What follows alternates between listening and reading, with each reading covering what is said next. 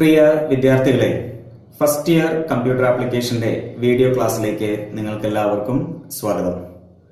ഇന്ന് നമ്മൾ നമ്മുടെ സിലബസിലെ രണ്ടാമത്തെ ചാപ്റ്റർ ഇവിടെ തുടങ്ങാൻ പോവുകയാണ്. രണ്ടാമത്തെ ചാപ്റ്റർ എന്ന് പറയുന്നത് കോമ്പണൻസ് ഓഫ് കമ്പ്യൂട്ടർ സിസ്റ്റം എന്നുള്ളതാണ്. Okay, components of computer system. അപ്പൊ എന്താണ് കോമ്പണൻസ് എന്ന് പറഞ്ഞാൽ? പലർക്കും അറിയാമായിരിക്കും. എന്താണ് കോമ്പണൻസ് എന്ന് പറഞ്ഞാൽ? നമ്മുടെ കമ്പ്യൂട്ടറിന്റെ വിവിധ ഭാഗങ്ങളെ കുറിച്ച്, യൂണിറ്റുകളെ കുറിച്ച്, ഏതൊക്കെ തരത്തിലുള്ള കാര്യങ്ങളാണ് കമ്പ്യൂട്ടറിൽ ഉള്ളത്, അത്തരം ഡിവൈസുകളെ കുറിച്ച്, യൂണിറ്റുകളെ കുറിച്ച്, അതിന്റെ പ്രവർത്തനങ്ങളെ കുറിച്ചൊക്കെയാണ് നമ്മളിവിടെ മനസ്സിലാക്കാൻ പോകുന്നത്. അത്തരത്തിലുള്ള കോമ്പണൻസ്, പെരിഫറൽസിനെ കുറിച്ചാണ് നമ്മളിവിടെ പഠിക്കുക. ഓക്കെ, കമ്പ്യൂട്ടറിന്റെ കോമ്പണൻസിനെ നമ്മൾ പ്രധാനമായിട്ടും രണ്ടായിട്ട് തരംതിരിച്ചിട്ടുണ്ട്. ശ്രദ്ധിക്കുക, കമ്പ്യൂട്ടർ കോമ്പണൻസിനെ നമ്മൾ പ്രധാനമായിട്ടും രണ്ടായിട്ട് തരംതിരിച്ചിരിക്കുന്നു. അത് ഹാർഡ്വെയറും രണ്ടാമത്തത് സോഫ്റ്റ്വെയറുമാണ്. ഓക്കെ, അതായത് കമ്പ്യൂട്ടർ കോമ്പണൻസിനെ നമ്മൾ ഹാർഡ്വെയർ എന്നും സോഫ്റ്റ്വെയർ എന്നും രണ്ടായിട്ട് തരംതിരിച്ചിരിക്കുന്നു. നിങ്ങൾ എല്ലാവരും തന്നെ ഈ രണ്ട് ടേമുകൾ കേട്ടിട്ടുണ്ടാവും അല്ലെ? ഹാർഡ്വെയർ, സോഫ്റ്റ്വെയർ എന്നുള്ള രണ്ട് ടേം നിങ്ങൾ എന്തായാലും കേട്ടിട്ടുണ്ടാവും. കുറെ പേർക്കൊക്കെ എന്താണ് ഹാർഡ്വെയർ എന്നും എന്താണ് സോഫ്റ്റ്വെയർ എന്നും നന്നായിട്ട് അറിയുകയും ചെയ്യാൻ. എന്നിരുന്നാലും ഞാനിവിടെ ഒന്നുകൂടെ പറയുകയാണ്, ഹാർഡ്വെയറും സോഫ്റ്റ്വെയറും എന്താണ് എന്ന് നമുക്ക് ആദ്യം ജസ്റ്റ് ഒന്ന് മനസ്സിലാക്കാം. ഹാർഡ്വെയർസ് എന്നാൽ അതിന്റെ ഫിസിക്കൽ കോമ്പണൻസിനെയാണ്, കമ്പ്യൂട്ടറിന്റെ ഫിസിക്കൽ കോമ്പണൻസിനെയാണ് നമ്മൾ ഹാർഡ്വെയർസ് എന്ന് പറയുക. അതിനെ നമുക്ക് കാണാനും തൊടാനും ഒക്കെ സാധിക്കുന്ന അത്തരത്തിലുള്ള ഫിസിക്കൽ കോമ്പണൻസിനെയാണ് നമ്മൾ ഹാർഡ്വെയർസ് എന്ന് പറയുക. Okay, hardwares are the physical components of the computer system that we can see and touch. Okay, examples ഏതൊക്കെയാണ്? മോണിറ്റർ, കീബോർഡ്, മൗസ്, CPU, പിന്നെ റോം അതുപോലെയൊക്കെയുള്ള പല ഹാർഡ്വെയർസുകളും നമ്മൾ കണ്ടിട്ടുണ്ട് അല്ലെ? അത്തരത്തിലുള്ള ഫിസിക്കൽ ഡിവൈസിനൊക്കെയാണ് നമ്മൾ എന്തെന്ന് പറയുക?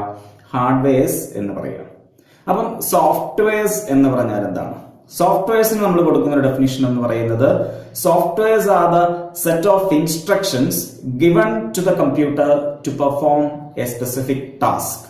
Okay, they are the instructions given to the computer to perform a specific task. ഒരു പ്രത്യേക ടാസ്ക് കംപ്ലീറ്റ് ചെയ്യുന്നതിന് വേണ്ടി കമ്പ്യൂട്ടറിലേക്ക് നൽകപ്പെട്ടിട്ടുള്ള നിർദ്ദേശങ്ങളെയാണ് നമ്മൾ എന്തെന്ന് പറയുക? അതിനെയാണ് നമ്മൾ സോഫ്റ്റ്വെയർസ് എന്ന് പറയുക. ഓക്കെ, അപ്പൊ സോഫ്റ്റ്വെയർസ് എന്നുള്ള പറയുന്നത് ഹാർഡ്വെയർ പോലെ നമുക്ക് കാണാനോ തൊടാനോ ഒന്നും പറ്റുന്നതല്ല. അത് നമുക്ക് പ്രോസസ് ചെയ്ത് റൺ ചെയ്തുകൊണ്ട് അതിൽ നിന്നൊരു റിസൾട്ട് നമുക്ക് ക്രിയേറ്റ് ചെയ്യാൻ പറ്റുന്ന അത്തരം നിർദ്ദേശങ്ങളെയാണ്. അത് പല സോഫ്റ്റ്വെയർസ് പല ആവശ്യങ്ങൾക്ക് വേണ്ടിയിട്ടുള്ളത് നമ്മൾ കണ്ടിട്ടുണ്ടാവും അല്ലെ? ഇപ്പം നമ്മൾ എന്തെങ്കിലും വേർഡ് പ്രോസസിംഗ് സോഫ്റ്റ്വെയർസ് എന്ന് പറഞ്ഞിട്ട് നമുക്ക് ടൈപ്പ് ചെയ്യാനും എഡിറ്റ് ചെയ്യാനൊക്കെയുള്ള സോഫ്റ്റ്വെയർസ് കണ്ടിട്ടുണ്ടാവും. അതേപോലെ വീഡിയോ ഒക്കെ പ്ലേ ചെയ്യാൻ പറ്റുന്ന വീഡിയോ പ്ലേയേഴ്സ് എന്നുള്ള സോഫ്റ്റ്വെയർസ് കണ്ടിട്ടുണ്ടാവും. ഓഡിയോസ് പ്ലേ ചെയ്യാനുള്ള ഓഡിയോ പ്ലെയർ കണ്ടിട്ടുണ്ടാവും. പിന്നെ അതുപോലെ ഫോട്ടോ എഡിറ്റിങ്ങിനൊക്കെ പറ്റുന്ന അതുപോലെയുള്ള ഇമേജ് എഡിറ്റിംഗ് സോഫ്റ്റ്വെയർസ് കണ്ടിട്ടുണ്ടാവും. പിന്നെ ചിലർക്ക് ഗെയിം കളിക്കുന്നവരുണ്ടാവും, ഗെയിമിന് വേണ്ടിയിട്ടുള്ള സോഫ്റ്റ്വെയർസ് ഉണ്ടാവും. പിന്നെ നമുക്ക് ഇതുപോലെ വീഡിയോ ക്ലാസ്സുകളൊക്കെ എഡിറ്റ് ചെയ്യാൻ പറ്റുന്ന അത്തരത്തിലുള്ള വീഡിയോ എഡിറ്റിംഗ് സോഫ്റ്റ്വെയർസ് ആ രീതിയിലുണ്ടാവും. ടെക്സ്റ്റ്, ഇമേജ് ഒക്കെ ആഡ് ചെയ്യാൻ പറ്റി വീഡിയോസ് നമുക്ക് നമ്മുടേതായ രീതിയിൽ ക്രിയേറ്റ് ചെയ്യാൻ പറ്റുന്ന ആപ്ലിക്കേഷൻസ് ഉണ്ടാവും. അങ്ങനെ ഇന്റർനെറ്റ് ബേസ്ഡ് ആയിട്ട് പ്രവർത്തിക്കുന്ന, അല്ലെങ്കിൽ ഇന്റർനെറ്റ് ഇല്ലാതെ ഓഫ്ലൈൻ ആയിട്ട് പ്രവർത്തിക്കുന്ന, അങ്ങനെ പലതരത്തിലുള്ള ആപ്ലിക്കേഷൻസ്, സോഫ്റ്റ്വെയർസ് നമ്മൾ കണ്ടിട്ടുണ്ട്. അപ്പൊ അതെന്നെല്ലാം പറയുന്നത് അതൊക്കെ ഒരു സെറ്റ് ഓഫ് ഇൻസ്ട്രക്ഷൻസ് ആണ്. അതിനൊക്കെ ഒരു ടാസ്ക് ഉണ്ട്, ഒരു എയിം ഉണ്ട്. ആ എയിം കംപ്ലീറ്റ് ചെയ്യാൻ വേണ്ടി കൊടുത്തിരിക്കുന്ന കുറെ നിർദ്ദേശങ്ങളാണ് അത്തരത്തിലുള്ള സോഫ്റ്റ്വെയർസ് എന്ന് പറയുന്നത്. അപ്പൊ രണ്ട് തരത്തിലാണ് നമ്മുടെ കമ്പ്യൂട്ടറിന്റെ കോമ്പണൻസിനെ നമ്മൾ ക്ലാസിഫൈ ചെയ്യുന്നത്, ഹാർഡ്വെയർസും സോഫ്റ്റ്വെയർസും. ഹാർഡ്വെയർസ് എന്ന് പറഞ്ഞാൽ physical components that we can touch and see, and softwares എന്ന് പറഞ്ഞാൽ the set of instructions given to the computer to perform a specific task. അപ്പൊ രണ്ട് കാര്യങ്ങൾ നമുക്ക് മനസ്സിലായി. ഇനി നമ്മൾ മനസ്സിലാക്കാൻ പോകുന്നത് ഈ ഹാർഡ്വെയർസിലുള്ള പ്രധാനപ്പെട്ട കോമ്പണൻസ് ഏതൊക്കെയാണ്, സോഫ്റ്റ്വെയറിന്റെ കീഴിൽ വരുന്ന പ്രധാനപ്പെട്ട കാര്യങ്ങൾ എന്തൊക്കെയാണ് എന്നൊക്കെയാണ് മനസ്സിലാക്കേണ്ടത്.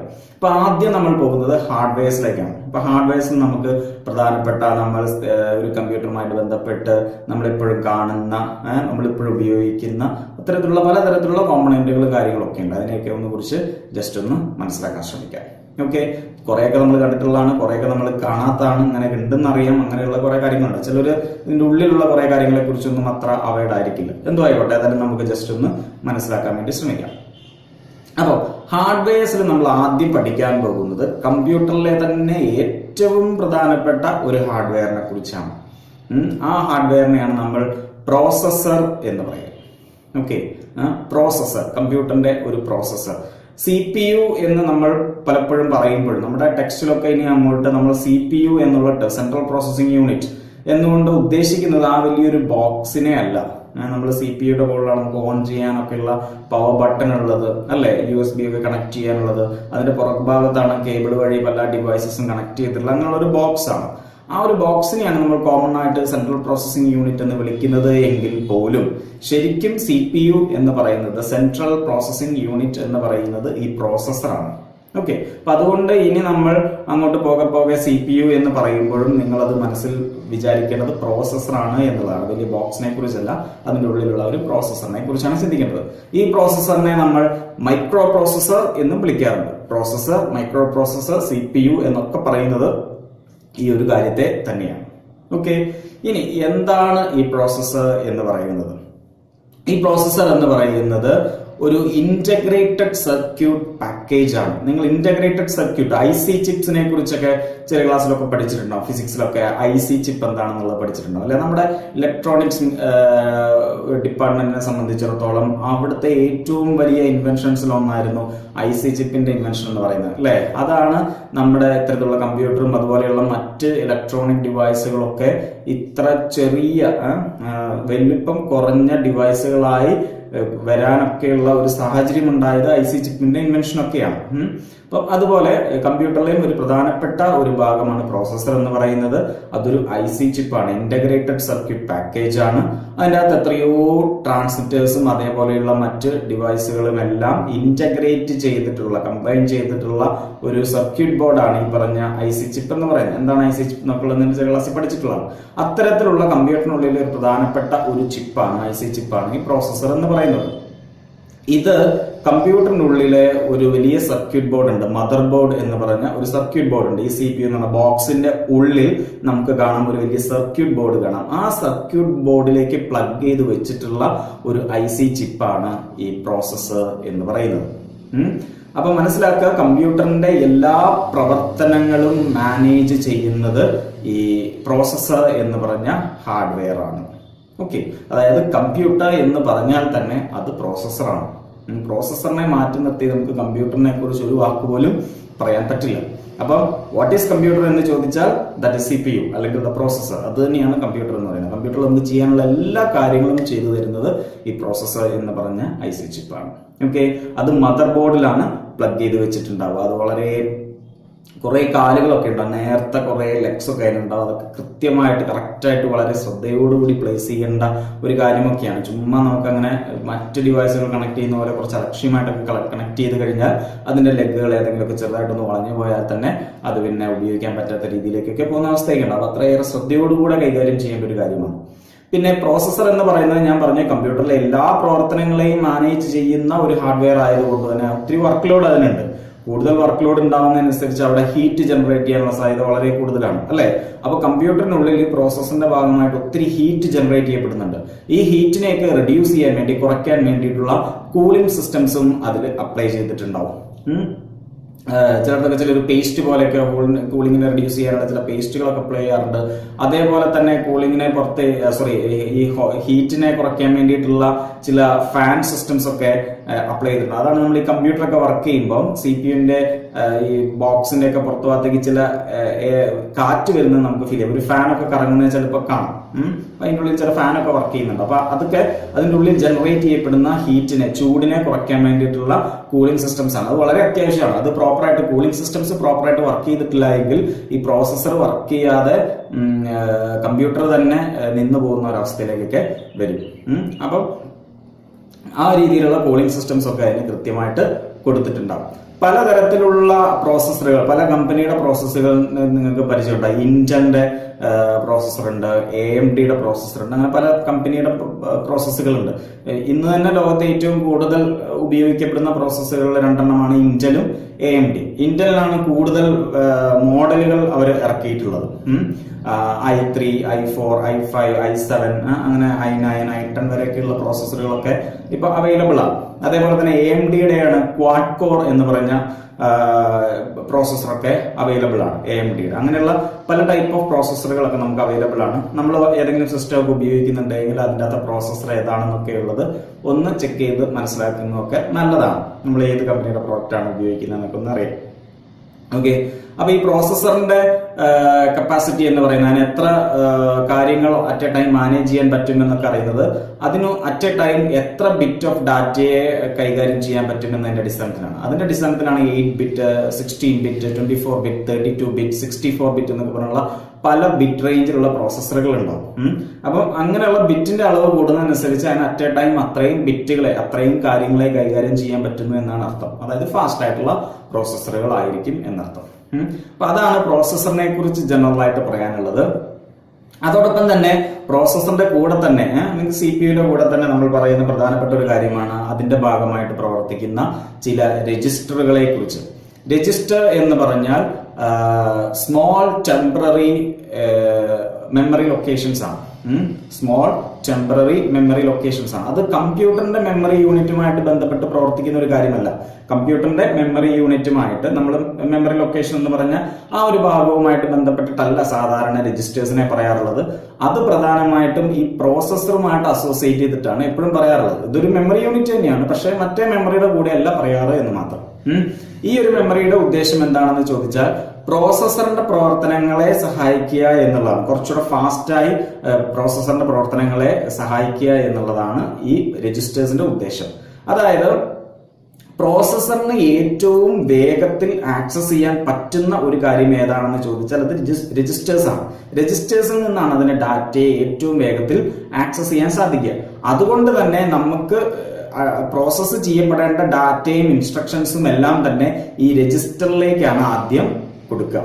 ഓക്കെ, നമ്മുടെ സാധാ കമ്പ്യൂട്ടർ മെമ്മറിയിൽ ഇരിക്കുന്ന ഇത്തരം കാര്യങ്ങളെ രജിസ്റ്ററിലേക്ക് കൊടുത്തിട്ട് അവിടെ നിന്നാണ് പ്രോസസ്സർ അതിനെ ആക്സസ് ചെയ്യുക. അപ്പൊ അത്തരത്തിൽ പ്രോസസ്സറിന്റെ പ്രവർത്തനങ്ങളെ ഒന്ന് ത്വരിതപ്പെടുത്തുന്നതിന് വേണ്ടി, ഒന്ന് വേഗത്തിലാക്കുന്നതിന് വേണ്ടി, എളുപ്പത്തിലാക്കുന്നതിന് വേണ്ടി സഹായിക്കുന്ന ഒരു ചെറിയ മെമ്മറി യൂണിറ്റ് ആണ് എന്തെന്ന് പറയുന്നത് രജിസ്റ്റേഴ്സ് എന്ന് പറയുന്നത്. ഞാൻ പറഞ്ഞത് ടെമ്പററി മെമ്മറി യൂണിറ്റ് ആണ്. അത് അതിനകത്ത് സ്ഥിരമായിട്ടൊരു ഡാറ്റയും വെക്കില്ല. പ്രോസസ്സറിലേക്ക് ആവശ്യമുള്ള കാര്യങ്ങളെ രജിസ്റ്ററിലേക്ക് കൊണ്ടുവരുന്നു. പ്രോസസ്സർ അത് പ്രോസസ് ചെയ്ത് കഴിയുമ്പോൾ രജിസ്റ്ററിൽ നിന്ന് അതിനെ മാറ്റുകയും ചെയ്യുന്നു. അപ്പൊ അതിനകത്തുള്ള ഒരു ഡാറ്റയും സ്ഥിരമായിട്ട് നിൽക്കുന്ന ഒരു ഡാറ്റയായിരിക്കില്ല. ടെമ്പററി മെമ്മറി യൂണിറ്റ്സ് ആണ്. ഈ CPU-യുമായിട്ട് ബന്ധപ്പെട്ട് നമ്മൾ പ്രധാനമായിട്ടും 5 രജിസ്റ്റേഴ്സിനെ കുറിച്ചാണ് പറയാറുള്ളത്. ആ 5 രജിസ്റ്റേഴ്സ് എന്താണെന്ന് നമുക്കൊന്ന് മനസ്സിലാക്കേണ്ടിയിരിക്കുന്നു. ചില എക്സാമിനൊക്കെ പലപ്പോഴും ചോദിച്ചിട്ടുള്ളതുമാണ്. What are the different registers inside CPU? പ്രധാനപ്പെട്ട 5 രജിസ്റ്റേഴ്സ് ആണുള്ളത്. അതിൽ ആദ്യത്തെ രജിസ്റ്റർ ആണ് അക്യുമുലേറ്റർ എന്ന് പറഞ്ഞ രജിസ്റ്റർ. ശ്രദ്ധിക്കുക, അക്യുമുലേറ്റർ. ഈ അക്യുമുലേറ്റർ എന്ന് പറഞ്ഞ രജിസ്റ്റർ അത് പ്രധാനമായിട്ടും നമ്മുടെ കമ്പ്യൂട്ടറിന്റെ ALU എന്ന് പറഞ്ഞ ഒരു സെക്ഷൻ ഉണ്ടല്ലോ, നമ്മൾ CPU-യുമായിട്ട് ബന്ധപ്പെട്ട് പറഞ്ഞതാണ് അല്ലെ. 3 പ്രധാനപ്പെട്ട ആളാണ് ALU, CU, രജിസ്റ്റേഴ്സ് എന്ന് പറഞ്ഞിരുന്നു. അതിൽ ഈ ALU-യുമായിട്ട് ബന്ധപ്പെട്ട അരിത്തമെറ്റിക് ആൻഡ് ലോജിക് യൂണിറ്റുമായിട്ട് ബന്ധപ്പെട്ട പ്രവർത്തനങ്ങളെ മാനേജ് ചെയ്യുക എന്നുള്ളതാണ് അക്യുമുലേറ്റർ എന്നുള്ള രജിസ്റ്ററിന്റെ ഡ്യൂട്ടി. അതായത് മാത്തമാറ്റിക്കൽ ആയിട്ടുള്ള ഓപ്പറേഷൻസ്, റിലേറ്റീവ് ആയിട്ടുള്ള കമ്പാരിസൺ പോലെയുള്ള ഡിസിഷൻ മേക്കിംഗ് പോലെയുള്ള കാര്യങ്ങളൊക്കെ ഒന്ന് മാനേജ് ചെയ്യാൻ വേണ്ടിയിട്ടുള്ള സ്പീഡായിട്ട് കൈകാര്യം ചെയ്യാൻ വേണ്ടിയിട്ടുള്ള രജിസ്റ്ററാണ് അക്യുമുലേറ്റർ എന്ന് പറയുന്നത്. ഓക്കെ, രണ്ടാമത്തെ രജിസ്റ്റർ ആണ് memory address register. Memory address register അതായത് നമ്മൾ ഇപ്പൊ പ്രോസസ്സറിൽ ഒരു പ്രവർത്തനം നടന്നുകൊണ്ടിരിക്കുന്നുണ്ടാവും. ആ പ്രവർത്തനത്തിന് ആവശ്യമായിട്ടുള്ള വിവിധ ഡാറ്റകൾ ഉണ്ടാവും അല്ലെ. ആ ഡാറ്റയുടെയൊക്കെ മെമ്മറി അഡ്രസ്സിനെ സ്റ്റോർ ചെയ്യുന്ന രജിസ്റ്ററാണ് മെമ്മറി അഡ്രസ് രജിസ്റ്റർ അല്ലെങ്കിൽ MAR എന്ന് പറയുന്നത്. എന്താണ് മെമ്മറി അഡ്രസ് എന്ന് പറഞ്ഞാൽ? കമ്പ്യൂട്ടർ മെമ്മറിയെ സംബന്ധിച്ചിടത്തോളം അഡ്രസ് എന്ന് പറഞ്ഞാൽ ആ മെമ്മറി ലൊക്കേഷനെ ഐഡന്റിഫൈ ചെയ്യാൻ വേണ്ടിയിട്ട് ഒരു പേര് കൊടുത്തിട്ടുണ്ടാവും. ആ പേര് എന്ത് ഫോമാറ്റിലും ആയിക്കോട്ടെ, നമ്മൾ മുമ്പ് പഠിച്ച ഹെക്സാഡെസിമൽ ഫോമാറ്റിലോ നമ്പർ ഫോമാറ്റിലോ ടെക്സ്റ്റ് ഫോമാറ്റിലോ എങ്ങനെയും ആയിക്കോട്ടെ, അത് നമ്മൾ വറി ചെയ്യുന്നില്ല. അപ്പൊ ആ മെമ്മറി ലൊക്കേഷനെ ഐഡന്റിഫൈ ചെയ്യാൻ വേണ്ടി കൊടുത്തിരിക്കുന്ന ആ പേര് എങ്ങനെയാണോ ഐഡന്റിഫൈ ചെയ്യുന്നത് അതിനെയാണ് അതിന്റെ അഡ്രസ് എന്ന് പറയാം. നമ്മുടെയൊക്കെ പേഴ്സണൽ ആയിട്ട് ഐഡന്റിഫൈ ചെയ്യാൻ നമുക്കൊരു അഡ്രസ് ഉണ്ട് അല്ലെ. നമ്മുടെ വീട്ടുപേര്, നമ്മുടെ സ്ഥലപ്പേര്, നമ്മുടെ പോസ്റ്റൽ നമ്പർ, അങ്ങനെയുള്ള കുറെ കാര്യങ്ങളൊക്കെ ചേർത്തുകൊണ്ടാണ് നമ്മുടെ അഡ്രസ് എന്ന് പറയുന്നത്. ഇനി അതല്ല, നമ്മുടെ ആധാർ വെച്ചിട്ടാണ് നമ്മളെ ഐഡന്റിഫൈ ചെയ്യുന്നതെങ്കിൽ അതിനൊരു യുണീക്ക് നമ്പർ ഉണ്ട്, അത് നമ്മുടെ ഒരു അഡ്രസ് ആണ് അല്ലെ. ഇമെയിൽ അക്കൗണ്ട് ഒക്കെ ഉള്ളവർക്ക് അതിൻ്റെ അകത്തൊരു ഇമെയിൽ അഡ്രസ് ഉണ്ടോ, നമ്മളെ യുണീക്ക് ആയിട്ട് ഐഡന്റിഫൈ ചെയ്യാൻ പറ്റുന്നതാണ്.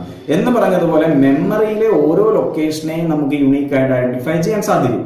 അങ്ങനെ ഐഡന്റിഫൈ ചെയ്യാൻ വേണ്ടി അതിനെ സഹായിക്കുന്ന കാര്യത്തെയാണ് അതിന്റെ അഡ്രസ് എന്ന് പറയുന്നത്. അപ്പം നമ്മൾ ഏത് മെമ്മറിയിൽ നിന്നുള്ള ഡാറ്റയാണോ ഇപ്പൊ പ്രോസസ്സിങ്ങിന് വിധേയമാക്കുന്നത്, ആ ഡാറ്റ ഇരിക്കുന്ന മെമ്മറി ലൊക്കേഷന്റെ അഡ്രസ്, കാരണം ഇന്ന ലൊക്കേഷനിൽ നിന്നാണ് നമ്മൾ ഡാറ്റ എടുത്തിരിക്കുന്നത് എന്ന് കൃത്യമായിട്ട് മനസ്സിലാക്കാൻ വേണ്ടിയിട്ടാണ് ആ അഡ്രസ്സിനെ സൂക്ഷിച്ചു വെക്കുന്നത്.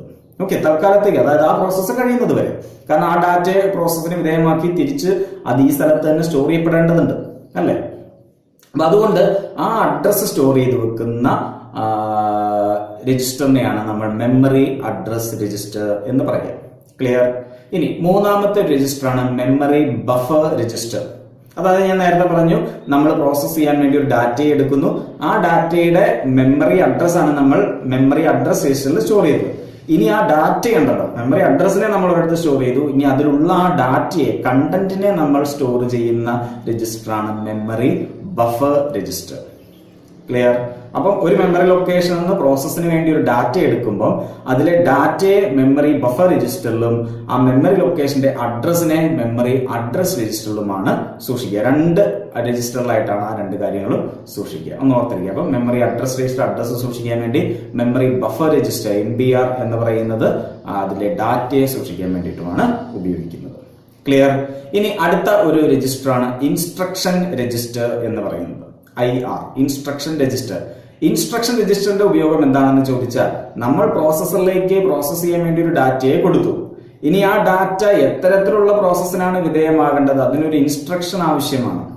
എന്ത് പ്രോസസ്സിനാണ് അത് വിധേയമാണ്. ഓരോ ഡാറ്റയും വിവിധ തരം പ്രോസസ്സുകൾക്കാണ് വിധേയമാകുന്നത്. എല്ലാം ഒരേ തരത്തിലുള്ള പ്രോസസ്സ് ആയിരിക്കില്ല വിധേയമാകുന്നത്, വ്യത്യസ്തമായ പ്രോസസ്സുകളാണ് നടക്കുന്നത്. അപ്പം ഈ ഡാറ്റയുടെ മുകളിൽ പ്രോസസ്സ് ചെയ്യപ്പെടേണ്ടത് എന്ത് കാര്യമാണ്, എന്ത് ഇൻസ്ട്രക്ഷൻ ആണോ അവിടെ പ്രോസസ്സ് ചെയ്യപ്പെടേണ്ടത്, ആ ഇൻസ്ട്രക്ഷൻസ് സ്റ്റോർ ചെയ്ത് വെച്ചിട്ടുള്ള രജിസ്റ്ററാണ് ഇൻസ്ട്രക്ഷൻ രജിസ്റ്റർ എന്ന് പറയുന്നത്. ഇപ്പം നടക്കേണ്ട പ്രോസസ്സ് എന്താണോ അതിന് വേണ്ട ഇൻസ്ട്രക്ഷൻസ് സ്റ്റോർ ചെയ്ത് വെച്ചിരിക്കുന്ന രജിസ്റ്ററാണ് ഇൻസ്ട്രക്ഷൻ രജിസ്റ്റർ എന്ന് പറയുന്നത്.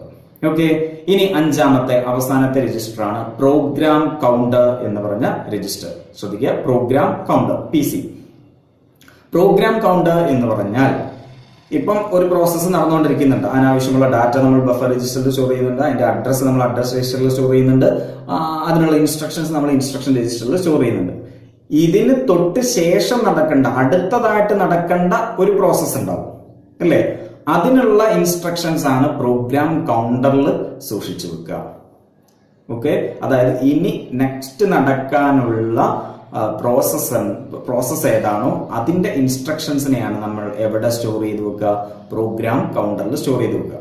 അതായത് ഇപ്പൊ ഒരു പ്രോസസ്സ് നടക്കുമ്പോൾ ആ പ്രോസസ്സ് നടന്ന് എല്ലാം കംപ്ലീറ്റ് ആക്കിയതിന് ശേഷമല്ല അടുത്ത പ്രോസസ്സ് ഏതാണെന്ന് സെർച്ച് ചെയ്തെടുക്കാൻ പോകുന്നത്. അതിന് മുമ്പേ അടുത്ത പ്രോസസ്സിനുള്ള സംഭവങ്ങൾ ഇവിടെ റെഡി ആയിട്ട് നിൽപ്പുണ്ടാവും. ഈ പ്രോസസ്സ് കഴിയുന്ന പുറകെ തന്നെ അടുത്ത പ്രോസസ്സിങ്ങിന് വേണ്ടിയിട്ട് കയറിയിട്ടുണ്ടാവും. ഓക്കെ എന്ന് പറയുന്നത്. അപ്പൊ നമ്മൾ പല ആവശ്യങ്ങൾക്ക് നമ്മളിപ്പോ എന്തെങ്കിലും ഒരു പ്രോഗ്രാമിനൊക്കെ റെഡി ആയിട്ട് നിൽക്കുകയാണെന്നുണ്ടെങ്കിൽ, ഇപ്പം ഒരു യൂത്ത് ഫെസ്റ്റിവൽ ഒക്കെ നടക്കുകയാണെങ്കിൽ ഒരു പ്രോഗ്രാം സ്റ്റേജിൽ നടന്നുകൊണ്ടിരിക്കുമ്പോൾ നെക്സ്റ്റ് നടക്കേണ്ട പ്രോഗ്രാം ഏതാണോ അതിനുള്ള ആളുകളെ ബാക്ക് സ്റ്റേജിൽ അവർ റെഡിയാക്കി നിർത്തിയിട്ടുണ്ടാവും, അല്ലേ? കാരണം ഇത് കഴിയുന്ന അവിടെ അടുത്ത ആൾ കയറണം എന്ന് പറയുന്നത് പോലെ തന്നെ പ്രോസസ്സ് ഇപ്പം നടന്നുകൊണ്ടിരിക്കുന്ന പ്രോസസ്സ് കഴിഞ്ഞ് അടുത്ത പ്രോസസ്സ് ഏതാണോ അതിന്റെ ഇൻസ്ട്രക്ഷൻസ് ആണ് പ്രോഗ്രാം കൗണ്ടറിൽ നമ്മൾ സ്റ്റോർ ചെയ്ത് വെക്കുന്നത്. അപ്പം 5 പ്രധാനപ്പെട്ട രജിസ്റ്റേഴ്സ് ആണ്: accumulator, memory address register, memory buffer register, instruction register, program counter. ഒന്നുകൂടെ പറയാം, അക്യുമുലേറ്റർ എന്ന് പറയുന്നത് മാത്തമാറ്റിക്കൽ റിലേറ്റഡ് ആയിട്ടുള്ള ALU-യുമായിട്ട് റിലേറ്റ് ചെയ്തിട്ടുള്ള കാര്യങ്ങളാണ് അതിനകത്ത് ചെയ്തു വെച്ചിരിക്കുന്നത്. മെമ്മറി അഡ്രസ് രജിസ്റ്റർ എന്ന് പറഞ്ഞാൽ ഇപ്പോൾ പ്രോസസ്സിംഗിന് ഉപയോഗിക്കുന്ന ഡാറ്റയുടെ മെമ്മറി അഡ്രസ്സിനെ സ്റ്റോർ ചെയ്യുന്നതാണ്. മെമ്മറി ബഫർ രജിസ്റ്റർ എന്ന് പറഞ്ഞാൽ ഇപ്പോൾ പ്രോസസ്സിംഗ് വിധേയമായ ഡാറ്റയെ തന്നെ സ്റ്റോർ ചെയ്ത് വെക്കുന്നതാണ്.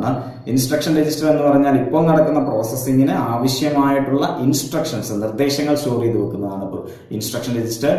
അഞ്ചാമത്തത് പ്രോഗ്രാം കൗണ്ടർ, അടുത്ത് നടക്കാനുള്ള പ്രോസസ്സ് ഏതാണോ അതിന്റെ ഇൻസ്ട്രക്ഷൻസിനെയാണ് പ്രോഗ്രാം കൗണ്ടറിൽ സ്റ്റോർ ചെയ്ത് വെക്കുക. ഓക്കെ, അപ്പൊ ഇതാണ് ആദ്യമായിട്ട് നമുക്ക് പഠിക്കാനുള്ള ഹാർഡ്വെയർ, പ്രോസസർ എന്ന് പറയുന്നത്. നമ്മൾ പ്രോസസർ എന്താണെന്ന് പറഞ്ഞു, പ്രോസസറുമായിട്ട് ബന്ധപ്പെട്ട് വർക്ക് ചെയ്യുന്ന 5 രജിസ്റ്ററുകളെ കുറിച്ചും പറഞ്ഞു. ഓക്കെ, ഇനി രണ്ടാമത്തെ പ്രധാനപ്പെട്ട ഒരു ഹാർഡ്വെയർ ആണ് മദർ ബോർഡ് എന്ന് പറഞ്ഞ ഹാർഡ്വെയർ. ഞാൻ നേരത്തെ പ്രോസസറിന്റെ കാര്യത്തിൽ പറഞ്ഞു, ഈ പ്രോസസർ മദർ ബോർഡ് എന്ന് പറഞ്ഞ വലിയൊരു സർക്യൂട്ട് ബോർഡിലേക്കാണ് പ്ലഗ് ഇൻ ചെയ്ത് വെച്ചിരിക്കുന്നത് എന്ന്. ആ ഒരു വലിയ സർക്യൂട്ട് ബോർഡാണ് മദർ ബോർഡ് എന്ന് പറയുന്നത്. It's A large printed circuit board, PCB. Printed circuit ബോർഡാണ് മദർ ബോർഡ് എന്ന് പറയുന്നത്. അത്തരത്തിലുള്ള സർക്യൂട്ട് ബോർഡുകൾ നിങ്ങൾക്ക് പല ഡിവൈസുകളിലും കാണാൻ സാധിക്കും. ഇപ്പോൾ ടിവിയുടെ അകത്ത് അതിൻ്റെതായ ഒരു ഒരു സർക്യൂട്ട് ബോർഡ് ഉണ്ടാവും. അതുപോലെ എല്ലാ ഇലക്ട്രോണിക് ഡിവൈസിന്റെ അകത്തും അതിന്റെ ഒരു സർക്യൂട്ട് ബോർഡ് ഉണ്ടാവും. ഈ സർക്യൂട്ട് ബോർഡ് ചിലപ്പോൾ വോൾട്ടേജ് ഫ്ലക്ച്വേഷനോ അല്ലെങ്കിൽ വലിയ ഇടിയൊക്കെ വന്നു കഴിഞ്ഞാൽ ആ സർക്യൂട്ട് ബോർഡ് കത്തിപ്പോയി എന്നൊക്കെ പലതും പറയാറില്ല. അപ്പൊ അതുപോലെ ഏത് ഇലക്ട്രോണിക് ഡിവൈസിന്റെ ഒരു പ്രധാനപ്പെട്ട ഭാഗം തന്നെയായിരിക്കും ഇത്തരത്തിലുള്ള സർക്യൂട്ട് ബോർഡ് എന്ന് പറയുന്നത്. അതുപോലെ കമ്പ്യൂട്ടറിനുള്ളിലെ ആ പ്രധാനപ്പെട്ട സർക്യൂട്ട് ബോർഡിനെയാണ് നമ്മൾ മദർ ബോർഡ് എന്ന് പറയുക. ഈ ഒരു മദർ ബോർഡിന്റെ പ്രത്യേകത എന്താണെന്ന് വെച്ചാൽ കമ്പ്യൂട്ടറുമായിട്ട് ബന്ധപ്പെട്ട് നിൽക്കുന്ന എല്ലാ ഡിവൈസുകളെയും മദർ ബോർഡിലേക്കായിരിക്കും കണക്ട് ചെയ്തിട്ടുണ്ടാവുക. ക്ലിയർ? അതൊരു പ്രിന്റർ ആയിക്കോട്ടെ, സ്കാനർ ആയിക്കോട്ടെ, USB ആയിക്കോട്ടെ, കീബോർഡ്, മൗസ്, മോണിറ്റർ, അതുപോലുള്ള എല്ലാ ഡിവൈസുകളും എങ്ങോട്ടാണ് കണക്ട് ചെയ്യുക? മദർ ബോർഡിലേക്കാണ് കണക്ട് ചെയ്യുക. നമ്മുടെ ഏറ്റവും പ്രധാനപ്പെട്ട ഡിവൈസായ പ്രോസസ്സറും മദർ ബോർഡിലാണ് കണക്ട് ചെയ്തിട്ടുള്ളത്. ആ മദർ ബോർഡിലേക്കാണ് മറ്റ് ഡിവൈസുകളൊക്കെ കണക്ട് ചെയ്യപ്പെടുന്നത്. അപ്പം ചുരുക്കത്തിൽ പറഞ്ഞ ഈ വർക്കുകളെല്ലാം കമ്പ്യൂട്ടറുമായിട്ട് ബന്ധപ്പെട്ട് നടക്കേണ്ട എല്ലാ കാര്യങ്ങളും മദർ ബോർഡിൽ കൂടിയാണ് നടക്കുക. ഓക്കെ, അപ്പൊ അത്തരത്തിലുള്ള പ്രധാനപ്പെട്ട ഒരു സർക്യൂട്ട് ബോർഡാണ് മദർ ബോർഡ് എന്ന് പറയുന്നത്. അതിന്റെ ഒരു പിക്ചറൊക്കെ നിങ്ങൾക്ക് ഇവിടെ കാണാം, ചിലരൊക്കെ കണ്ടിട്ടുണ്ടാവും. അപ്പൊ അത്തരത്തിലുള്ള സർക്യൂട്ട് ബോർഡിനെയാണ് നമ്മൾ മദർ ബോർഡ് എന്ന് പറയുന്നത്. ഓക്കെ, ഈ മദർ ബോർഡിന്റെ ആ ഒരു താഴ്ഭാഗത്തായിട്ട്, വലതുഭാഗത്ത് താഴ്ഭാഗത്തായിട്ട് നമുക്ക് പെരിഫറൽസ്, കണക്റ്റിംഗ് പെരിഫറൽസ് എന്ന് പറഞ്ഞിട്ട് കുറെ 2, 3, 6 കേട്ടിട്ടുള്ള ഒരു ഭാഗം കാണാം. ആ ഭാഗമാണ് നമ്മൾ അടുത്ത പഠിക്കാൻ പോകുന്നത്. അതുകൊണ്ടാണ് ഞാൻ എടുത്തു പറഞ്ഞത്. ഓക്കെ, അപ്പൊ മദർ ബോർഡ് കഴിഞ്ഞു ഇനി അടുത്തൊരു സെക്ഷൻ എന്ന് പറയുന്നത് പെരിഫറൽസ് ആൻഡ് പോർട്സ് എന്ന് പറയുന്ന ഒരു സെറ്റ് ഓഫ് ഹാർഡ്വെയർസിനെ കുറിച്ചാണ്. ഒറ്റ ഹാർഡ്വെയർ അല്ല, കുറച്ച് ഹാർഡ്വെയറുകൾ കൂടി ചേർന്നിട്ടാണ് നമ്മൾ ആ പെരിഫറൽസ് ആൻഡ് പോർട്സ് എന്ന് പറയുന്നത്. അവിടെ കുറെ പെരിഫറലുകളെ കുറിച്ചും പോർട്ടുകളെ കുറിച്ചും നമ്മൾ പ്രത്യേകമായിട്ട് പറയുകയാണ്. അതായത് മദർ ബോർഡിലേക്ക് കണക്ട് ചെയ്യുന്ന അത്തരം പെരിഫറൽസും പോർട്സും ഏതൊക്കെയാണെന്നുള്ളതാണ് നമ്മൾ പറയാൻ പോകുന്നത്. ഓക്കെ, അപ്പൊ അത് കുറച്ച് ഓൾഡർ വേർഷൻസ് ഉണ്ട്, ന്യൂ വേർഷൻസ് ഉണ്ട്, ഇപ്പൊ നമ്മൾ ഉപയോഗിക്കാത്ത പല പോർട്ടുകളും ഉണ്ട്, അങ്ങനത്തെ പല കാര്യങ്ങളൊക്കെ ഉണ്ട്. അതൊന്ന് എക്സ്പ്ലെയിൻ ചെയ്യാം.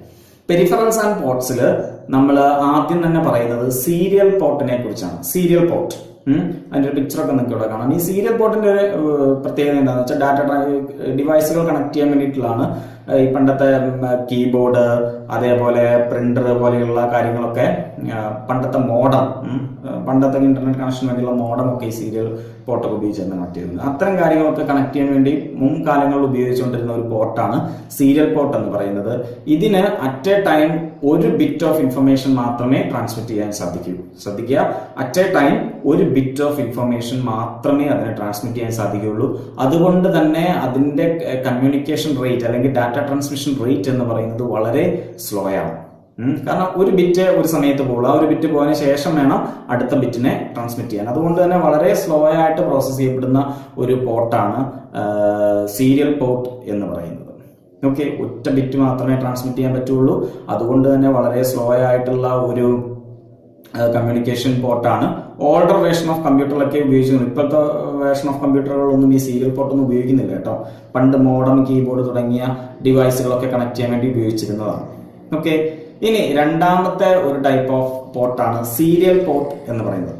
ഈ സീരിയൽ പോർട്ടിന്റെ ഒരു പ്രത്യേകത എന്താണെന്ന് ചോദിച്ചാൽ പാരലൽ പോർട്ട് എന്ന് പറയുന്നത്. സീരിയൽ പോർട്ടിൽ നമുക്ക് ഒറ്റ ബിറ്റ് മാത്രമേ ട്രാൻസ്മിറ്റ് ചെയ്യാൻ പറ്റുകയുണ്ടായിരുന്നുള്ളൂ എങ്കിൽ പാരലൽ പോർട്ടിൽ സെവറൽ ബിറ്റ്സ് സൈമൾട്ടേനിയസ് ആയിട്ട് നമുക്ക് ട്രാൻസ്ഫർ ചെയ്യാൻ പറ്റും. സൈമൾട്ടേനിയസ് എന്ന് പറഞ്ഞാൽ ഒരേ സമയത്ത് തന്നെ ഒന്നിൽ കൂടുതൽ ബിറ്റുകളെ നമുക്ക് ഒരുമിച്ച് ട്രാൻസ്ഫർ ചെയ്യാൻ പറ്റും എന്നുള്ളതാണ് പാരലൽ പോർട്ടിന്റെ പ്രത്യേകത എന്ന് പറയുന്നത്. ഒരു ബിറ്റ് ട്രാൻസ്മിറ്റ് ചെയ്യുന്നതിന്റെ പാരലൽ ആയിട്ട് തന്നെ മറ്റൊരു ബിറ്റും അവിടെ ട്രാൻസ്മിറ്റ് ചെയ്യപ്പെടും. ഒന്ന് പോയതിനു ശേഷം അടുത്തത് അങ്ങനെയല്ല.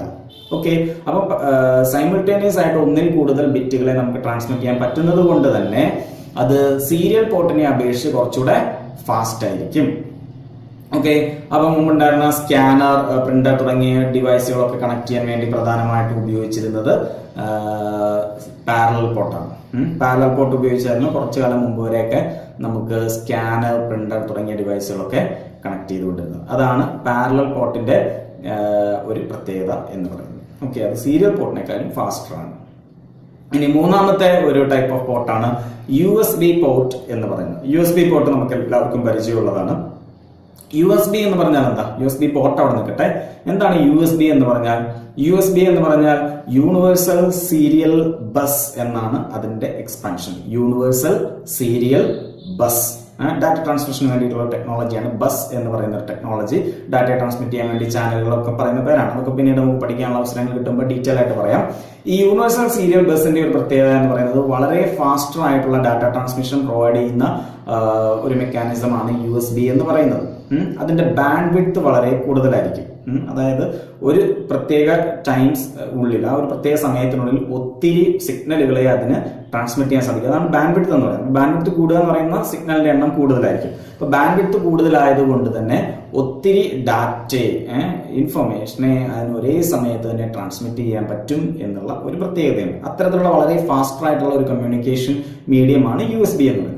ഇത്തരം USB ഡിവൈസുകൾ കണക്ട് ചെയ്യാൻ വേണ്ടിയിട്ടുള്ള പോർട്ടിനെയാണ് നമ്മൾ എന്തെന്ന് പറയുക, USB പോർട്ട് എന്ന് പറയുക. ഓക്കെ, അപ്പോൾ ഒരു കമ്പ്യൂട്ടറിൽ തന്നെ പലതരത്തിലുള്ള USB പോർട്ടുകൾ ഉണ്ടാവും. USB-A, USB-B എന്ന് പറയുന്ന 2 തരത്തിലുണ്ട്. അത് തന്നെ പിന്നെ മിനി USB-A, മിനി USB-B അങ്ങനെ പറയുന്ന കാറ്റഗറി ഉണ്ട്. മൈക്രോ USBs ഉണ്ട്. അങ്ങനെയുള്ള പല ടൈപ്പ് ഓഫ് USB. അതിന്റെ വലിപ്പം കൊണ്ടുള്ള പ്രത്യേകതകളാണ്. നമ്മൾ സാധാരണ കാണുന്നത് USB-A എന്ന് പറഞ്ഞ സാധാ പോർട്ടാണ്. നമ്മുടെ പെൻ ഡ്രൈവ് പോലെയുള്ള ഡിവൈസുകളൊക്കെ കാണുന്നത് USB-A എന്ന് പറഞ്ഞ ഒരു ടൈപ്പ് ഓഫ് പോർട്ടാണ്. അതേസമയം പ്രിന്ററുകളൊക്കെ കണക്ട് ചെയ്യുന്ന USB ആണെന്നുണ്ടെങ്കിൽ ആ USB-B കുറച്ചുകൂടെ വലിയ ഒരു പോർട്ടാണ്. പിന്നെ നമ്മുടെ മൊബൈൽ ഫോണിലൊക്കെ കാണാൻ കുറച്ചുകൂടെ ചെറിയ പോർട്ടുകൾ കാണാം. അങ്ങനെയുള്ള വലിപ്പ വ്യത്യാസത്തിനനുസരിച്ച് പല ടൈപ്പ് ഓഫ് USB പോർട്ടുകളും USB-യും അവൈലബിൾ ആണ്. അപ്പൊ അതാണ് USB പോർട്ട് എന്ന് പറയുന്നത്. USB ഡിവൈസുകൾ കണക്ട് ചെയ്യാൻ വേണ്ടി USB-യുടെ നിങ്ങളിവിടെ ഒരു സിമ്പിൾ ശ്രദ്ധിക്കുക. അതിൻ്റെ അകത്ത് 6 തരത്തിലുള്ള USB പോർട്ടുകളെ കുറിച്ച് അവിടെ കൃത്യമായിട്ട് പറയുന്നുണ്ട്. പിന്നെ ഇടത് ഭാഗത്ത് USB-യുടെ ഒരു സിമ്പിൾ നിങ്ങൾ ശ്രദ്ധിക്കുക. അത് USB പോർട്ടാണോ അല്ലയോ നമുക്ക് പെട്ടെന്ന് മനസ്സിലാക്കാൻ വേണ്ടി സാധിക്കുന്ന ഒരു സിമ്പിൾ ഉണ്ട്. USB ഐഡന്റിഫൈ ചെയ്യുന്ന ഒരു സിമ്പിൾ ഉണ്ട്. അതൊക്കെ ഒന്ന് മനസ്സിലാക്കി വെക്കുന്നത് നല്ലതാണ്. ഓക്കെ, അപ്പൊ അത്തരത്തിൽ ഉപയോഗിക്കാൻ പറ്റുന്ന ഒരു പോർട്ടാണ് USB പോർട്ട് എന്ന് പറയുന്നത്. ഇന്നത്തെ കാലത്ത് ഒരുമാതിരിപ്പെട്ട ഡിവൈസുകളെല്ലാം തന്നെ USB പോർട്ട് ഉപയോഗിച്ചിട്ടാണ് കണക്ട് ചെയ്യുന്നത്. കീബോർഡ്, മൗസ്, പ്രിന്റർ, സ്കാനർ തുടങ്ങിയ ഓൾമോസ്റ്റ് ഒരുമാതിരിപ്പെട്ട എല്ലാ ഡിവൈസുകളും നമുക്കിപ്പം USB പോർട്ട് ഉപയോഗിച്ച് കണക്ട് ചെയ്യാൻ സാധിക്കുന്നു എന്നുള്ളതാണ്. ഈ USB പോർട്ടിന്റെ ഏറ്റവും വലിയൊരു പ്രത്യേകത എന്ന് പറയുന്നത് ഈവൻ സിസ്റ്റം ഓൺ ആണെങ്കിൽ പോലും, സിസ്റ്റം ഓൺ ആയിട്ടിരിക്കുന്ന അവസ്ഥയിൽ പോലും നമുക്ക് USB ഉപയോഗിച്ച് കണക്ട് ചെയ്യാനും റിമൂവ് ചെയ്യാനും ഒക്കെ സാധിക്കും. മറ്റ് സീരിയൽ പോർട്ടുകളോ പാരലൽ പോർട്ടുകളോ പോലെയുള്ള പോർട്ടുകളൊക്കെ ആണെങ്കിൽ നമ്മളൊരു ഡിവൈസ് അതിനകത്ത് കണക്ട് ചെയ്യാനോ അല്ലെങ്കിൽ അത് റിമൂവ് ചെയ്യാനോ ആണെങ്കിൽ ആദ്യം സിസ്റ്റം ഷട്ട് ഡൗൺ ചെയ്യണം.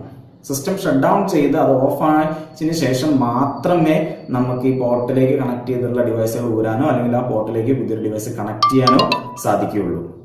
പക്ഷേ അല്ലെങ്കിൽ അത് കൃത്യമായിട്ട് ബൂട്ട് ചെയ്യില്ല. കമ്പ്യൂട്ടറിന്റെ ബൂട്ടിങ് അത് സിസ്റ്റവുമായിട്ട് കണക്ട് ചെയ്തുകൊണ്ട് ആ ഡിവൈസിനെ ഐഡന്റിഫൈ ചെയ്ത് അതുമായിട്ടുള്ള വർക്കിംഗ് കൃത്യമായിട്ട് പോകണമെന്നുണ്ടെങ്കിൽ ആ ബൂട്ടിങ്ങിൽ കൃത്യമായിട്ട് അത് ഉൾപ്പെടണം.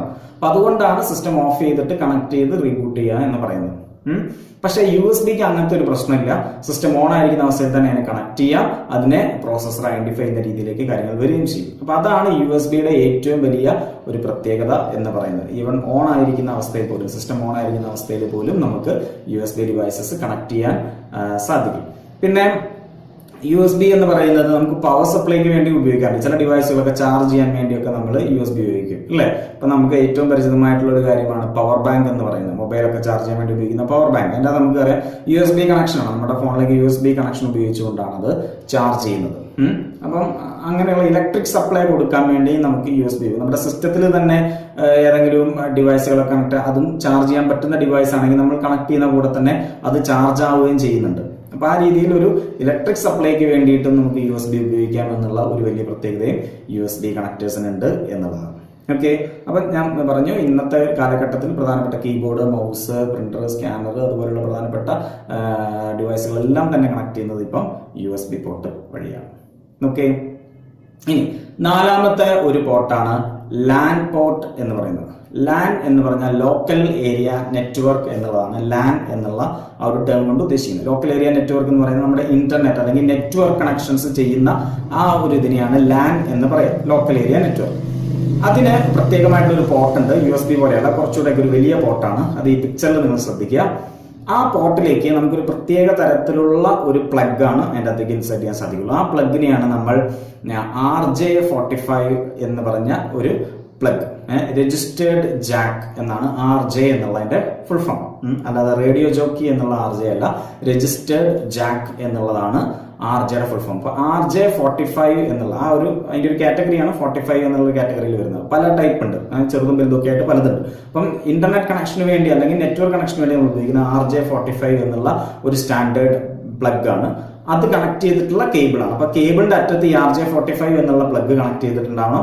അതാണ് നമ്മൾ ഈ പറഞ്ഞ പോർട്ടിലേക്ക് കണക്ട് ചെയ്യുക. അത് നമ്മുടെ പണ്ടത്തെ ലാൻഡ് ഫോണിലൊക്കെ കണക്ട് ചെയ്യുന്ന അതിങ്ങനെ പ്രസ് ചെയ്ത് കയറ്റി കഴിയുമ്പോൾ ടിക് എന്നൊരൊച്ച കിട്ടും, അതായത് ലോക്ക് ആവുന്നത്. പിന്നെ അത് ഊരണമെന്നുണ്ടെങ്കിൽ അതിന്റെ ഒരു നീഡിൽ ഉണ്ടാവും, അതിങ്ങനെ പ്രസ് ചെയ്തിട്ട് വലിച്ചെടുത്താൽ മാത്രമേ അത് ഊരൂ, ചുമ്മാ വലിച്ചാൽ അത് പോരില്ല. അപ്പൊ ആ രീതിയിൽ കണക്ട് ചെയ്യുന്ന ഒരു പോർട്ടാണ് ലാൻ പോർട്ട് എന്ന് പറയുന്നത്. അതായത് ഈതർനെറ്റ് കേബിൾസ്, ഇന്റർനെറ്റ് കേബിൾസ് അല്ലെങ്കിൽ ഈതർനെറ്റ് കേബിൾസിനെ കണക്ട് ചെയ്യാൻ വേണ്ടി കേബിൾ കണക്ഷൻ ഉപയോഗിക്കുന്ന, വൈഫൈ അല്ല, കേബിൾ കണക്ഷൻ ഉപയോഗിക്കുന്ന അത്തരം നെറ്റ്വർക്ക് കണക്ഷൻസിൽ കേബിൾ കണക്ട് ചെയ്യാൻ വേണ്ടി RJ45 പ്ലഗ് ജോയിൻ ചെയ്തിട്ടുള്ള ആ കേബിൾ കണക്ട് ചെയ്യാൻ വേണ്ടിയിട്ടുള്ള പോർട്ടാണ് ലാൻ പോർട്ട് എന്ന് പറയുന്നത്. ഓക്കെ, ഇനി അഞ്ചാമത്തെ ഒരു type of പോർട്ടാണ് PS2 port. PS2 എന്നാണ് അത് എഴുതുന്നത്, പക്ഷെ നമ്മൾ റീഡ് ചെയ്യുന്നത് PS2 പറയുള്ളൂ. Okay, PS2 port. PS എന്നുള്ളതിന്റെ ഫുൾ ഫോം എന്ന് പറയുന്നത് പേഴ്സണൽ സിസ്റ്റം എന്നാണ്. പേഴ്സണൽ സിസ്റ്റം പോർട്ട് എന്നാണ് അതിന്റെ പേര്, PS2 പോർട്ട്. ഇത് പ്രധാനമായിട്ടും കീബോർഡും മൗസും കണക്ട് ചെയ്യാൻ വേണ്ടിയിട്ടുള്ള ഒരു പോർട്ടാണ്. IBM എന്ന് പറഞ്ഞൊരു കമ്പനി ഉണ്ടായിരുന്നു. നമ്മള് എപ്സിഡിക്കിന്റെ നമ്പർ കൺവേർഷന്റെ ക്യാരക്ടർ എൻകോഡിംഗ് സിസ്റ്റമായ എപ്സിഡിക് ഒക്കെ പറഞ്ഞിരുന്നു. IBM ഇൻവെന്റ് ചെയ്ത ഒരു കോഡിംഗ് സിസ്റ്റമാണ് എപ്സിഡിക് എന്ന് പറഞ്ഞത്, അല്ലെ? IBMന്റെ ഫുൾ ഫോം എന്തായിരുന്നു? ഇന്റർനാഷണൽ ബിസിനസ് മെഷീൻ എന്ന് പറഞ്ഞാണ് ആ കമ്പനിയുടെ പേര്. IBM ഇൻവെന്റ് ചെയ്ത ഒരു പോർട്ടാണ് PS2 പോർട്ട് എന്ന് പറയുന്നത്. കീബോർഡും മൗസും കണക്ട് ചെയ്യാൻ വേണ്ടി പ്രധാനമായിട്ട് ഉപയോഗിക്കുന്ന ഒരു പോർട്ടാണ്. നിങ്ങൾക്ക് കാണാം USB ഒന്നും അല്ലാത്ത മറ്റ് സിസ്റ്റങ്ങളിൽ പ്രധാനമായിട്ട് കാണാൻ സാധിക്കുന്ന ഒരു പോർട്ടാണ് PS2 പോർട്ട് എന്ന് പറയുന്നത്. ഇപ്പൊ മേടിക്കുന്ന സിസ്റ്റത്തിലൊക്കെ പലപ്പോഴും ഉണ്ടാവാറുണ്ട് പോർട്ട് നമുക്ക്, പക്ഷേ കൂടുതൽ പേരും USB ഉപയോഗിച്ച് കണക്ട് ചെയ്യുന്നത് മാത്രം. അവിടെ കാണാം പുറകുഭാഗത്ത് ഒരു നീല കളറിലും പച്ച കളറിലും ഉള്ള ഒരു പ്രത്യേക പോർട്ടുകൾ കാണാം, രണ്ട് റൗണ്ട് ഷേപ്പിൽ. നിങ്ങളുടെ പിക്ചർ ശ്രദ്ധിച്ചാൽ കാണാം. അതുപോലെയുള്ള രണ്ട് പോർട്ടുകൾ കാണാം. അതില് നീല അല്ലെങ്കിൽ ആ വയലറ്റ്, ഡാർക്ക് വയലറ്റ് അല്ലെങ്കിൽ നീല, അതുപോലെയുള്ള ഒരു കളറാണ് വരിക. അതാണ് കീബോർഡിന് വേണ്ടി കൊടുത്തിരിക്കുന്ന പോർട്ട്. ഗ്രീൻ കളറിൽ, ലൈറ്റ് ഗ്രീൻ കളറിൽ വരുന്നത് മൗസിന് വേണ്ടിയിട്ടുള്ള പോർട്ടായിരിക്കും. ഓക്കെ, അപ്പൊ നിങ്ങൾ PS2 കീബോർഡോ PS2 മൗസോ ആണ് ഉപയോഗിക്കുന്നതെങ്കിൽ കീബോർഡിന്റെ ഒരു കേബിൾ ഉണ്ടാവും. കേബിളിന്റെ അറ്റത്ത് ഈ കളറിൽ ഉള്ള ഒരു ബ്ലൂ അല്ലെങ്കിൽ വയലറ്റ് കളറിലുള്ള ഒരു പ്ലഗ് ആയിരിക്കും ഉണ്ടാവുക. മൗസിന്റെ ആ കേബിളിന്റെ അറ്റത്ത് ഗ്രീൻ കളറിലുള്ള പ്ലഗ് ആയിരിക്കും. അപ്പൊ കളർ നോക്കി കണക്ട് ചെയ്താൽ മതി. പിന്നെ അതിലൊരു ചെറിയ കറക്റ്റ് ആയിട്ട് ഏത് ഡയറക്ഷനിലും അത് കണക്ട് ചെയ്യാൻ പറ്റില്ല. അതിന്റെ ഇടയ്ക്ക് ചെറിയൊരു ചതുരത്തിലുള്ള ഭാഗം വരുന്നുണ്ട്, അതൊക്കെ നോക്കി കറക്റ്റ് ആയിട്ട് തന്നെ പ്ലഗ് ചെയ്യണം എന്ന് മാത്രം. ഓക്കെ, ഇതും കുറച്ച് സ്ലോ ആണ്. ഡാറ്റ ട്രാൻസ്മിഷൻ കമ്പാരിറ്റീവ്ലി സ്ലോ ആണ് USB അപേക്ഷിച്ച്. അതുകൊണ്ട് തന്നെ ഇന്നത്തെ കാലത്ത് എല്ലാവരും തന്നെ കൂടുതൽ പ്രിഫർ ചെയ്യുന്നത് USB ആണ്. ഓക്കെ, USB-ക്ക് തൊട്ട് മുമ്പ് വരുന്നത്. ഇന്നും പലരും അങ്ങനെ PS2 ഉപയോഗിക്കുന്നവരുണ്ട് കേട്ടോ. നമ്മുടെയൊക്കെ പല സിസ്റ്റംസിലും PS2 പോർട്ടൊക്കെ തന്നെ ധാരാളമായിട്ട് ഉപയോഗിക്കുന്നുണ്ട്. PS2-നേക്കാളും ഫാസ്റ്റ് ആണ് USB എന്നുള്ളത് കൊണ്ട് കുറെ പേര് USB പ്രിഫർ ചെയ്യുന്നു. ഓക്കെ, അപ്പൊ അത്തരത്തിൽ കീബോർഡും മൗസും കണക്ട് ചെയ്യാൻ വേണ്ടി IBM ഇൻവെന്റ് ചെയ്ത ഒരു പോർട്ടാണ് PS2 പോർട്ട് എന്ന് പറയുന്നത്. ഓക്കെ, മനസ്സിലായി എന്ന് വിചാരിക്കുന്നു. ഇനി പോർട്ടുകൾ നമ്മളിപ്പോൾ 5 പറഞ്ഞിട്ടുള്ളൂ. ഇനി ഓഡിയോ പോർട്ടുകളുണ്ട്, HDMI പോർട്ടുകളുണ്ട്, VGA പോർട്ടുണ്ട്, അങ്ങനെയുള്ള പല പോർട്ടുകളും നമുക്ക് പഠിക്കാനുണ്ട്. അപ്പൊ ഇന്നിപ്പോൾ ഏകദേശം അരമണിക്കൂറിന്റെ ക്ലാസ് ആയതുകൊണ്ട് ഞാൻ തൽക്കാലം നിർത്തുകയാണ്. അടുത്ത ക്ലാസ്സിൽ നമുക്ക് ആ കാര്യങ്ങളൊക്കെ വിശദീകരിക്കാം. അപ്പം ഇന്ന് പറഞ്ഞ കാര്യങ്ങൾ നമ്മൾ പ്രധാനമായിട്ടും ഹാർഡ്വെയർ എന്താണ്, സോഫ്റ്റ്വെയർ എന്താണെന്ന് പറഞ്ഞു. അതിനുശേഷം ഹാർഡ്വെയറിനെ കുറിച്ചുള്ള എക്സ്പ്ലനേഷൻസിലേക്കാണ് വന്നത്. അതിൽ ആദ്യം നമ്മൾ പ്രോസസ്സർ പറഞ്ഞു, പ്രോസസ്സറുമായിട്ട് ബന്ധപ്പെട്ട 5 രജിസ്റ്റേഴ്സിനെ കുറിച്ച് പറഞ്ഞു. അതിനുശേഷം രണ്ടാമത്തെ ഹാർഡ്വെയർ ആയ മദർ ബോർഡിനെ കുറിച്ച് പറഞ്ഞു. അതിനുശേഷം മൂന്നാമത്തെ ടൈപ്പിലേക്ക് വന്നത് പെരിഫറൽസ് ആൻഡ് പോർട്ട്സ് ആണ്. അതിനകത്ത് കുറച്ച് കാര്യങ്ങൾ പറയുന്നുണ്ട്. അതിൽ സീരിയൽ പോർട്ട് പറഞ്ഞു, പാരലൽ പോർട്ട് പറഞ്ഞു, അതിനുശേഷം നമ്മൾ USB പോർട്ട് പറഞ്ഞു, അതിനുശേഷം ലാൻ പോർട്ട് എന്താണെന്ന് പറഞ്ഞു, അഞ്ചാമതായിട്ട് PS2 പോർട്ടും പറഞ്ഞു. ഇനിയും 2-3 കൂടെ പറയാനുണ്ട്. ഓക്കെ, അപ്പം ഇത്രയും കാര്യങ്ങളാണ് ഇന്ന് പഠിപ്പിച്ചത്. പഠിപ്പിച്ച കാര്യങ്ങളെല്ലാം എല്ലാവർക്കും മനസ്സിലായി എന്ന് വിചാരിക്കുന്നു. കൂടെ തന്നിരിക്കുന്ന നോട്ട്സ് എല്ലാവരും കൃത്യമായിട്ട് എഴുതിയെടുക്കുക. സംശയങ്ങൾ ഉണ്ടെങ്കിൽ ദയവേത് ചോദിച്ച് മനസ്സിലാക്കുക. അപ്പോൾ അടുത്ത ക്ലാസ്സിൽ കാണുന്നത് വരെ എല്ലാവർക്കും ഗുഡ് ബൈ.